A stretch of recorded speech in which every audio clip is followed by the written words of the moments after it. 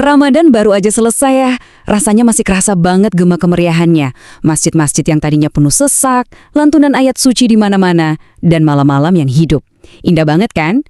Tapi sekarang pas semuanya udah mulai kembali normal, kembali ke rutinitas biasa, mungkin ada satu pertanyaan besar yang nyangkut di kepala kita.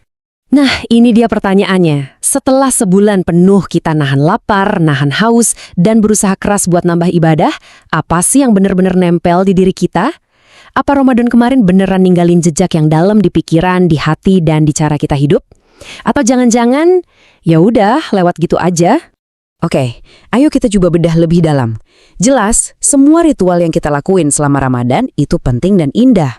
Tapi ujian yang sebenarnya dari Ramadan itu bukan pas kita ngejalaninnya loh. Justru ujiannya adalah apa yang tersisa setelah bulannya pergi. Itulah jejak yang sesungguhnya. Coba deh kita perhatiin slide ini.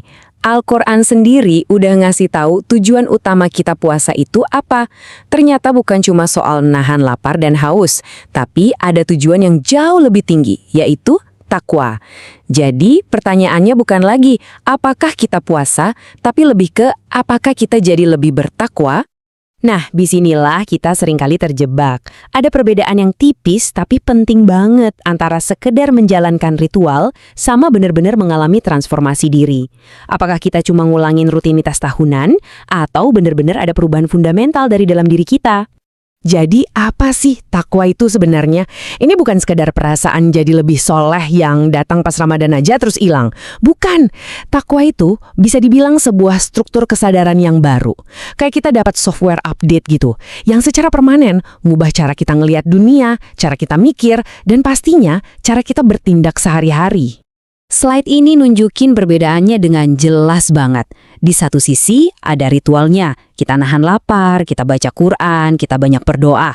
Tapi transformasi yang diharapkan itu jauh lebih dalam dari itu. Kita belajar nahan sombong, kita ngebiarin Al-Quran membaca diri kita dan mengubah kita. Dan yang paling penting, kita beneran ngubah arah hidup kita. Beda banget kan? Wah, kutipan ini jujur ngena banget ya. Kalau kita nggak sadar sama tujuan utamanya, Ramadan itu risikonya cuma jadi latihan fisik doang. Kita mungkin kuat nahan lapar seharian, tapi gagal ngubah pola pikir. Kita mungkin hatam Quran berkali-kali, tapi gagal mengubah karakter. Jadi harusnya gimana dong kita memandang Ramadan? Mungkin analogi yang paling pas itu adalah ngelihat Ramadan sebagai sebuah madrasah. Iya, sebuah sekolah intensif yang kurikulumnya dirancang khusus buat ngebentuk karakter kita. Jadi ini bukan bulan buat ibadah doang, tapi bulan untuk belajar. Oke, kita bedah yuk kurikulum di Madrasah Ramadan ini. Pertama, puasa. Ini melatih disiplin tubuh kita. Kedua, tilawah atau baca Al-Quran. Ini melatih dan mencerahkan akal kita. Ketiga, zitir. Ini buat melatih dan melembutkan hati kita. Dan terakhir, sedekah. Ini melatih kepekaan sosial kita. Lengkap banget kan? Semua aspek diri kita tuh disentuh dan dididik di sini. Tapi, ada tapinya nih. Kunci utamanya ya di sini. Kita bisa aja datang ke sekolah ini selama sebulan penuh, tapi kalau kita nggak berpartisipasi secara sadar sebagai murid yang emang pengen belajar, ya kita nggak bakal dapat apa-apa. Kita mungkin lulus dari Ramadan, tapi tanpa bawa ijazah perubahan karakter yang sejati. Pertanyaan ini mungkin agak jelek ya, tapi kita perlu jujur sama diri sendiri. Kesabaran kita, kedermawanan kita, kebaikan kita selama Ramadan kemarin itu beneran tulus dan bakal bertahan nggak? Atau jangan-jangan itu semua cuma topeng musiman yang bakal kita lepas begitu Lebaran selesai? Oke, sekarang kita masuk ke bagian yang paling penting. Gimana cara kita ngukur Ramadan kita itu sukses atau enggak? Jawabannya itu bukan ada di seberapa meriah kita ngejalaninnya, tapi ada di jejak apa yang tertinggal setelahnya. Para ulama ngasih kita patokan yang jelas banget. Tanda sebuah amal termasuk ibadah Ramadan kita itu diterima adalah istiqomah atau konsistensi.